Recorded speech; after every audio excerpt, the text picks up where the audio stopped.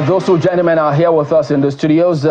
Sani Abdullahi Shinkafi is the former chairman, Committee on Prosecution of Bandits-Related Offences. I also have sitting beside him Habib Gajo, who is a public affairs analyst. Gentlemen, good morning. Thank you for coming on today. Good morning. Good morning, and thanks for having me. Let me start with you, Alhaji Gajo. Summits, yes, we've had it. Not that we've not done this before in the country and up north as well. But give us your impression. What do you think that this summit, given the caliber of people who we saw there, how much of an impact do you think this can make? Well, it is going to go a long way if they are sincere. The sincerity of the summit matters, because we have several summits in 2020, in 2022. Nothing happened. They went to Kigali, they went to United States of America. You understand?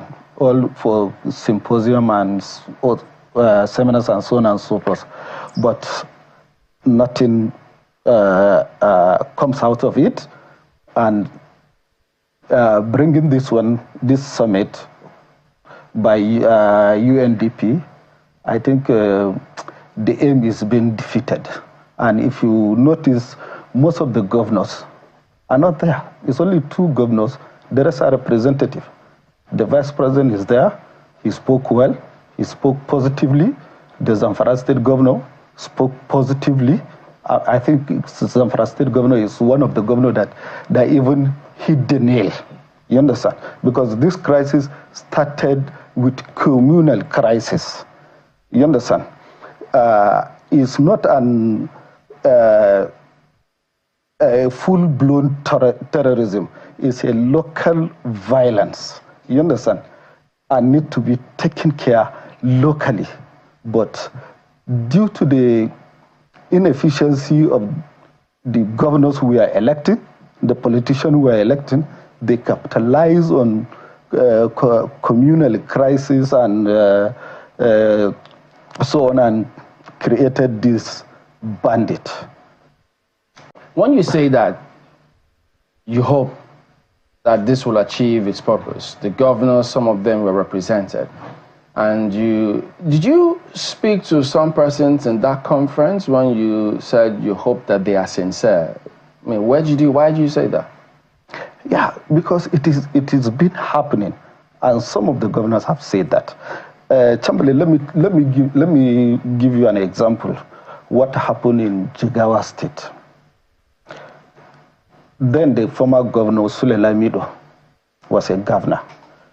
Jigawa used to have communal crisis and farmers' headers clashes. You understand? So Sule called a assembly summit, all the stakeholders in Jigawa State, and asked them, what do you want? As a governor, I will do it for you. I'm here for you. Who spoke out? And the main concern is farmers' headers and drug abuse. He said, okay, I know what I'm going to do. He called the farmers, he called the headers. This is your farms. From so meter to so meter will be a grazing route. You understand? A farmer can't expand to the road while the headers can't enter the farms. And anybody committed that offense is going to be charged to prison and will pay damages. Chamberlain, when you had the Jigawa State governor was saying that for almost 2 to 3 decades, Jigawa is peaceful, it's because of the legacy of what Sule Lamido did. You understand? By settling between the farmers and headers. We'll still come back to that particular example with former Jigawa governor and current Jigawa governor in terms of what was said there. But let me get Mr. Shinkafi to give his opening impression as well. Haven't been in the States, in Zamfara, particularly dealing with bandit-related offenses. This summit, do you think it speaks to the core of the challenges you might have observed while you were there? There is conferences upon conferences, seminars upon seminars, workshops about workshops, and also summit on summit upon summit. It has not changed the narratives. The most important thing is to critically examine the combined root causes of armed banditry and proffer homegrown solution.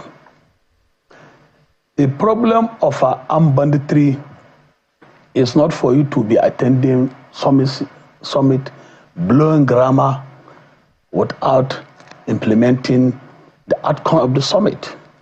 Many summits have been conducted for decades. Northern Governors Forum Summit, Northwestern Governors Summit, many summits on security, traditional rulers summit. It has not changed the narratives. So that should be a proper homegrown solution. These bandits are indigenous. 80% to 90% of them are native of the land. And the root causes of this banditry is hanging around these governors. What is the cause? Root cause are lack of good governance, that is bad governance.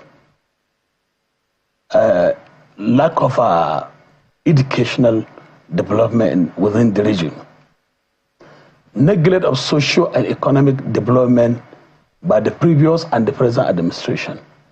Poverty, unemployment, corruption, weak judicial system, proliferation of smaller and lighter arms through the border, the forest border.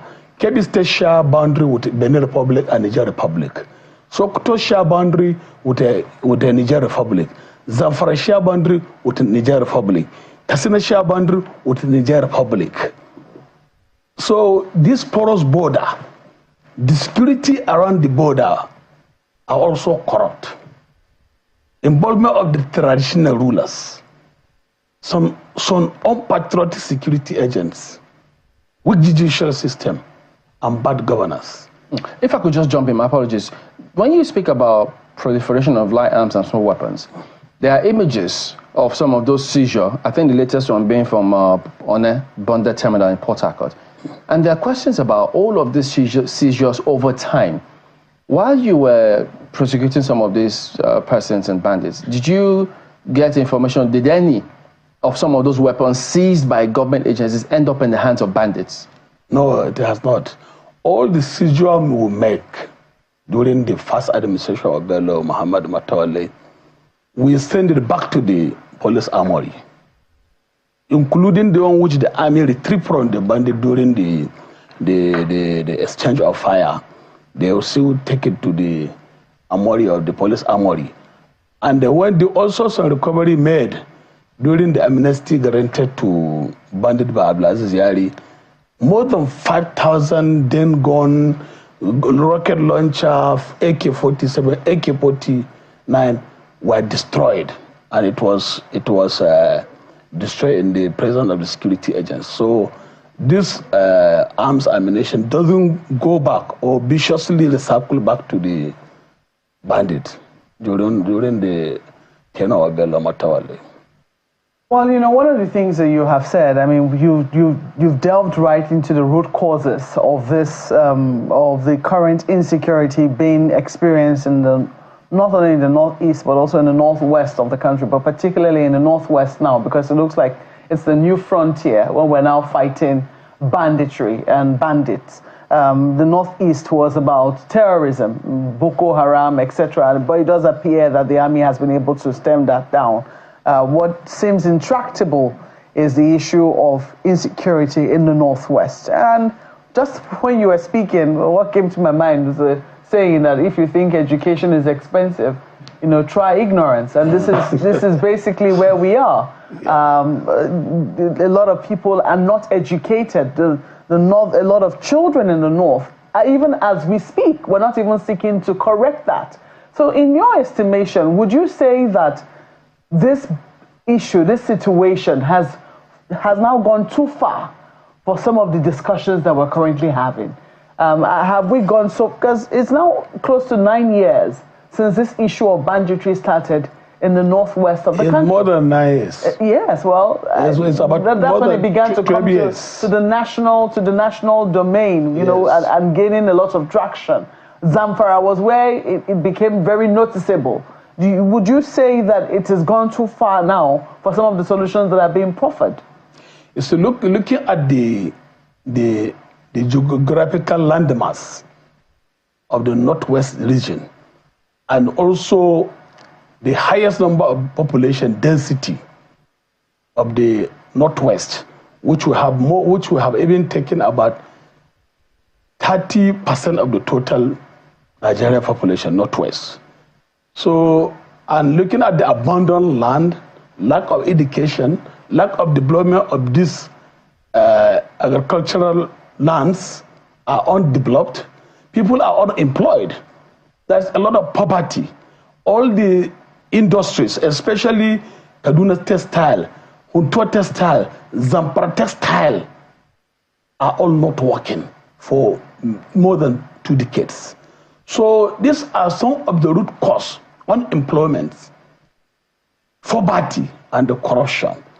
And looking at the size of the population, and also the governors are not even ready to proper solution to this banditry. Yes, the governors have been collecting money from the federation account, yet they refuse to conduct local government election, and they are diverting the funds for personal enrichment.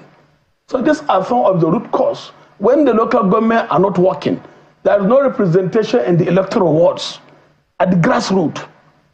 These are the councillors, are the people listening to the problem in their wards.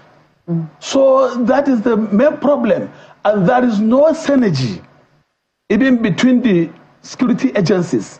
And some of the governors are not ever ready to cooperate and to support the security operation in their various states.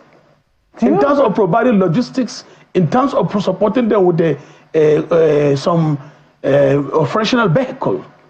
We know the primary responsibility of any responsible government is to provide security and welfare of its people. And the primary responsibility of the fighting this banditry on other criminal elements lies within the ambit of the federal government. But still the state governors need to do something. Let me ask you to hold your thoughts. Mr. Gajo, do you agree with this analysis, and do you think this has now gone too far for the kind of solutions that we're seeing being proffered? Yeah, not too far. I quite agree with him when he said lack of good governance, but my own is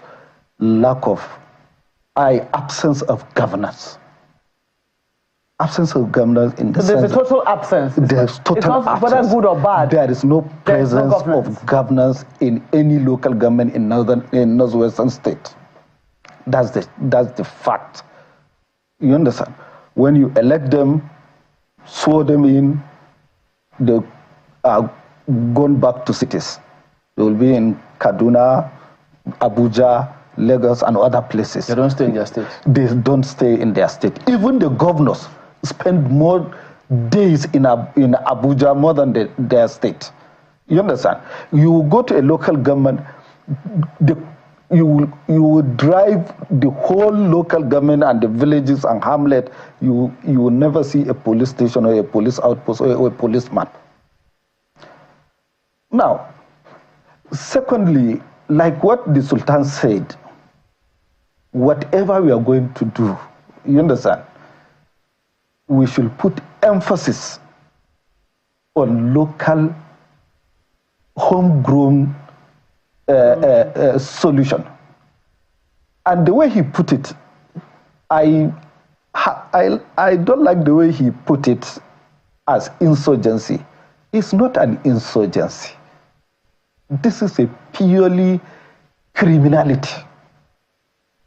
Let's deal with the criminals head on, straight. You understand?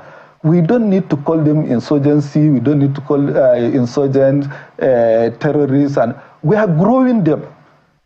Let us bring them to their levels as criminals, local disturbance and violence, then arrest them, prosecute them. You see, the last administration of Katsina and Zamfara State were busy negotiating with the bandit and the terrorists, even Kaduna State paying them money to lay down their arms. Unfortunately, these criminals are smarter than the government. They will just bring their old guns that are not working. They will dump them. They will collect money. They will go and buy new ones. Next month, you will hear they are back again. So I don't think the politicians, they know what they are doing or they have good advisors. You understand? So if Jigawa's former Jigawa governor, yes, like you mentioned earlier, if he was able to call that kind of meeting, and then you say the legacy of what is there now is part of what, as a result of part of what he did before. Yes. So there's a clear example right there. So what makes it so difficult for some of the other governors there to do the same thing? They are too lazy, and most of them are corrupt. You see, the Minister of Defense, the current one, the current Minister of Defense is the one that succeeded Sule Lamido. He continued with it. He consolidated. The new governor,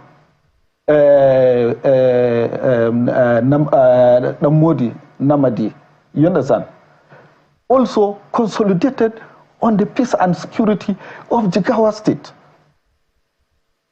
We have large farms, we have many dams, mini dams, and so on. We have plenty acres. So people are farming and headers are grazing.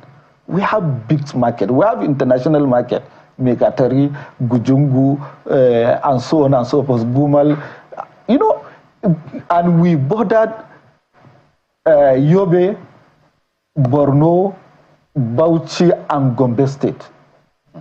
And all the crisis of Boko Haram has not reached Jigawa State because there is no good area for them. If I could just ask you this, also following that example, there are several images that circulate all over the place about herders herding their cattle in people's farms, not in Jigawa, other places. I don't know if I see that in Jigawa though. If there are visuals of that. So is it that they don't know? Because there's sometimes you can clearly see that this is somebody else's farm. Why does that happen? Do they need to be told that this is somebody's farm when they go in there? Yeah, you see, a herder is mostly small boys, young boys, some 7 years, 12 years, 17, 15 years. So they have owners? They have owners, you understand? So when they are grazing, if you did not differentiate or demarcate, you understand, in the course of their going, like Alhaji Shinkafi said, ignorance, you understand, and lack of law. Like the example I gave about Sule Lamido, if you trespass, you will be punished and you will go to jail. And nobody will save you. And he uses the emirate, the local council, like what we call village head, you understand, to step by step, they give information. Even the outside Fulanis that are coming or passing through Nigeria, if the Jigawa State Fulanis, you understand, they will call the emir, they will call the DPO, they will signal the police that so people are coming and we didn't trust them and we don't want them to come. You understand? There is no way for them because they look violent or they carry arms. Wow. You understand? There is a correct channel of information in Jigawa State. You understand? So if the northwestern state will do that, what happened in Kano during Boko Haram, when they start attacking Kano, Kano people went after them. If you rent a house and they did not trust you, you rent a house 3 days, 5 days, nobody see you, nobody knows you, they will call police. They will call Hizbah. They will arrest you. That's how Boko Haram left Kano State. You understand? So in Zamfara and Katsina, Sokoto, they are busy calling for let down your arms, let discuss, let's settle. You can't settle with a criminal. You can't settle with somebody who is taking life. You understand? You can't negotiate with a criminal that don't even value his own life, talk more of your own. You understand? So these governors, they thought they are secured, so they don't care about the local people or their indigenous or their state. They, like in Zamfara, most of this crime is being committed by illegal miners. There is a bunch of illegal miners everywhere. Yes. I haven't heard you speak about that as part of the main factors. Because even as we speak today, the allegations that the former governor was negotiating with bandits. So could you speak to those key issues? How serious was illegal mining? Did it contribute? Are the governors benefiting? Did the former governor benefit? Did he negotiate with bandits? Is he negotiating with bandits? You see, the negotiation with the bandit is another approach. It's a non-kinetic approach. In the fight against crime and criminality, especially something to do with the banditry, insurgency, you have to go into two approaches, non-kinetic and kinetic approach. So the governor was trying to initiate a peace dialogue with the repented bandit who are ready to repent. Those who are not ready to repent, there was a total military action against them. There was nothing like a negotiation. I have sat in a committee with the former Inspector General of Police, MD Abubakar, headed. That is a committee for finding lasting solution to banditry in Zamfara State. We have made so much recommendations to the government. But Alhaji just told us now, it's Jigawa, Kano. There was no such thing as peace summits, negotiate. They went over head Let me tell you, the issue of Zamfara and Jigawa is differently entirely. Are you saying they can't approach it the same way? Let me tell you, the problem started from headers, farmers, communal class. Which, as an example, in Jigawa? Then metaphors to cattle rustling. Then metaphors to also banditry, kidnapping for ransom, destruction of killings, bloodletting, rapes, armed robbery. So it is different entirely. That is criminality. It's a criminality, there's no doubt about it. It's one of the highest rate of criminality.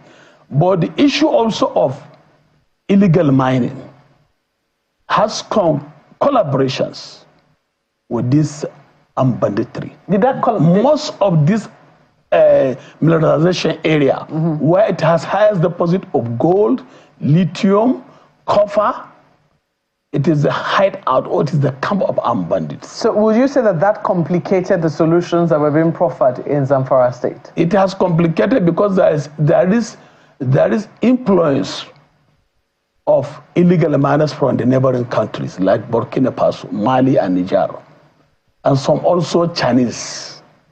Pardon me. See, the example Alhaji Gajo gave. Yes. That if the foreign Fulanis, if they are coming into the country, the local Fulanis he just told us that example. Yes, Why couldn't the Zamfara State do the same thing? You see, that is what I have earlier said. Are they the one bringing those foreigners to come and mine illegally? No. You see the influence of, these Fulani are nomadic. You understand? And the influence of, illegal influence of Fulani aliens, you can't stop them because they go through Cameroon, Niger, Mali, Burkina Faso. They are nomadic Fulani. Even they go through the eastern part of the country and the western part of the country. So that's influence of the illegal alien. It is only if the government is ready. That was what we call jangali and cattle taxes during the native authority. In our recommendation, we even recommended the state government to reintroduce community tax. Because in Zamfara, when the Yeriman Bakura, the who will be collecting the community tax? Who will be collecting it? Government? The government. It's through the community tax. You can checkmate the influence of the illegal immigrants. It is through the payment of that also cattle taxes that you can know the numbers of cattle or sheep in a particular community. So all those taxes were abolished by the administration of Yeriman Bakura. And that time, during the NA Native Authority, they numbered houses. So they know the numbers of occupants or inhabitants of each and every houses, even before the census. But now, as he said, as what the guy just said, if there's a new entrant into their Jigawa land, the government will know. And there is no good synergy between the traditional rulers Elijah, do you think and that the government. Was that a good strategy in Zamfara and some of the other states? Well, you see, the strategy of the new governor, what we are yet to see. And the former one, which is where he served, that's why he was telling us what they did at the time. The former one complicated the whole security issues in Zamfara Really? state. How? Yeah, by politicizing it. You understand? He was busy looking for a second term, flying all over Abuja, bringing a gold plate to president. And the miners are not paying the government royalty. They are not, the government don't have the access of the golds and lithium and other mineral resources. Then who is benefiting with it? We need to know, is government benefiting from it? The Nigerian government is benefiting from it? Is it going to our national treasury? Is it going to the state treasury? These are criminals. These are bad, illegal miners. Whether they are from Burkina Faso, they are from anywhere. You deal with them, you stop them. You understand? In some of the states, we don't entertain Mieti Allah self. You understand? Like in Jigawa State, there is no Mieti Allah. You understand? At all? At all. Jigawa State. Because we used to call them Masuchi de Chito. You know, I don't know. Let me what's the English one? Those who are eating from the sweat of the... benefiting from the crisis. Yes. You understand? They will always issue a statement, come to media, talk rubbish, threaten people, threaten Nigeria, and so on. And those local criminals are raising shoulders. Sorry, there are two types of, two groups, Mieti Allah Kaltohore and Mieti Allah Cattle Breeders Association of Nigeria. Is it both? You don't have anyone in Jigawa? We don't have anyone in Jigawa State because in Jigawa there is Hausas, there is Fulanis. You understand? I'm a Fulani man.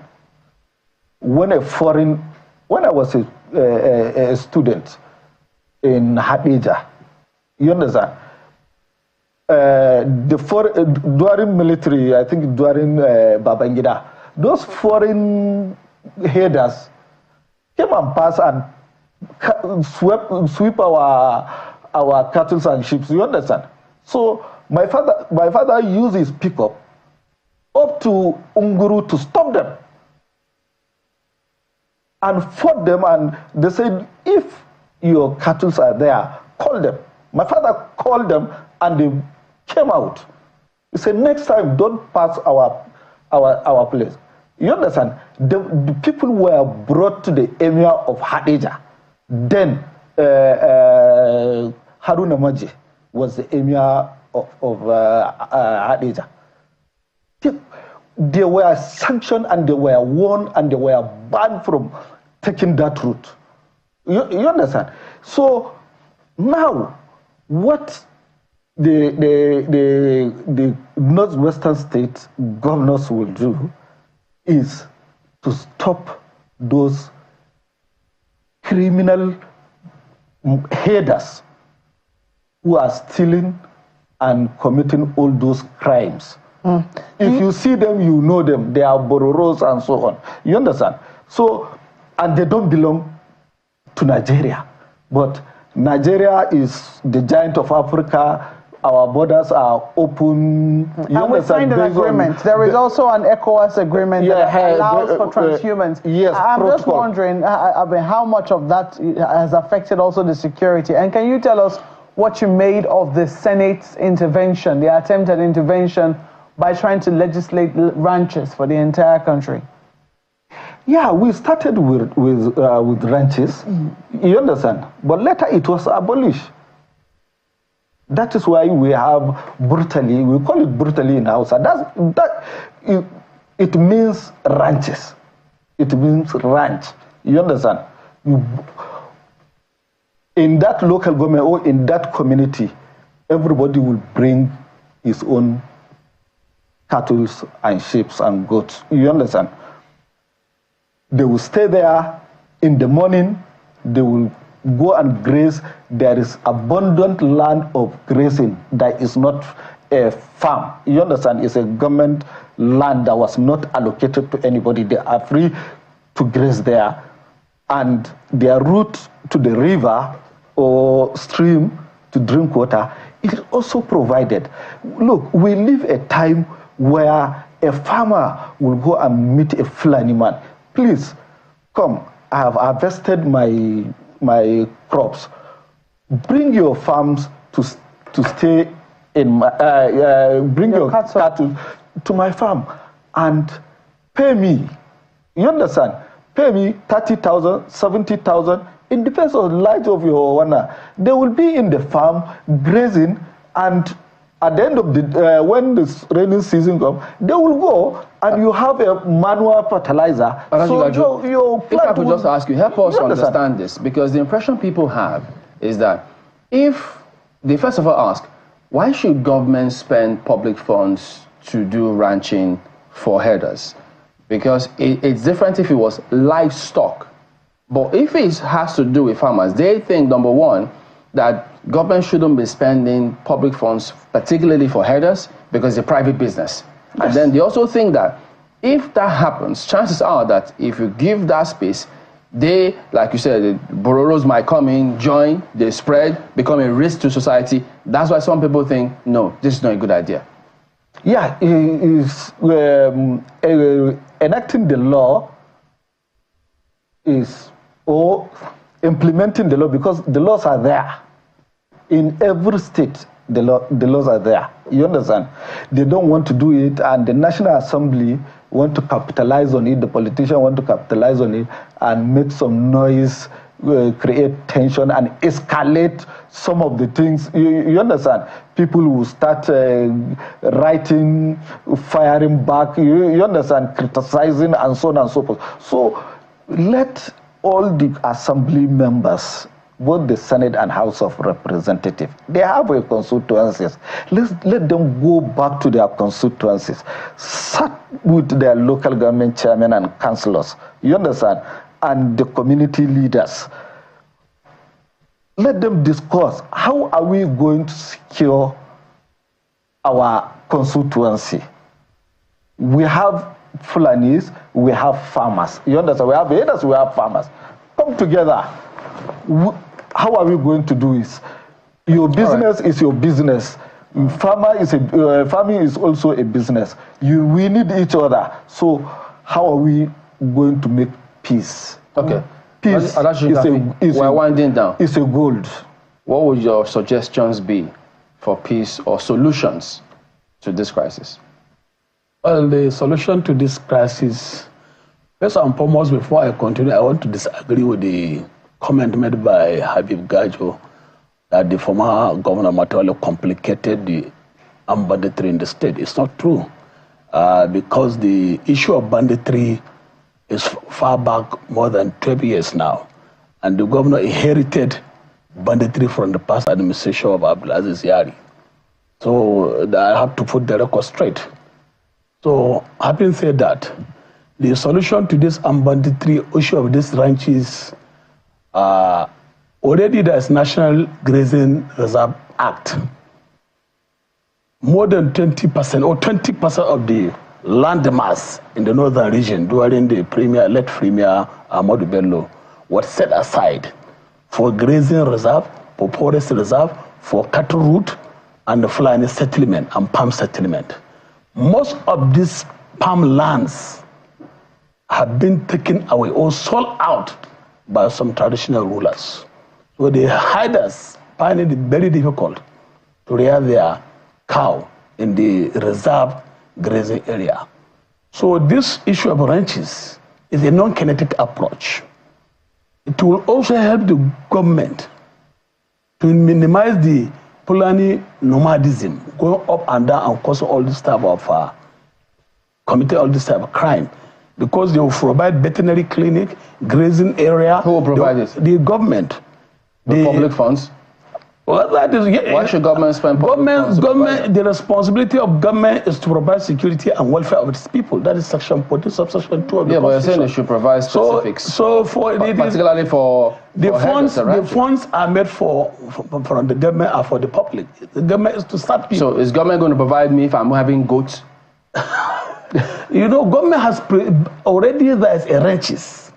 No, it is but because of the unscrupulous attitude of some traditional rulers encroach and sold out all this. But we just had a clear example of what was done in a particular state. So instead of spending, why can't they try it? Look, instead of spending money to build ranches, you will end up spending money and buying arms and ammunition, and also appropriating the that's trying to twist government. If you say if you don't do this, this is what you get. That would be twisting government. No, you see, or else other criminals will come up in another region and say, okay, you spend this or you get this. You can't blackmail government like that. An amnesty was granted to the Niger Delta, and money were spent on the national budget. So that's why. So why should people doesn't question that? Why?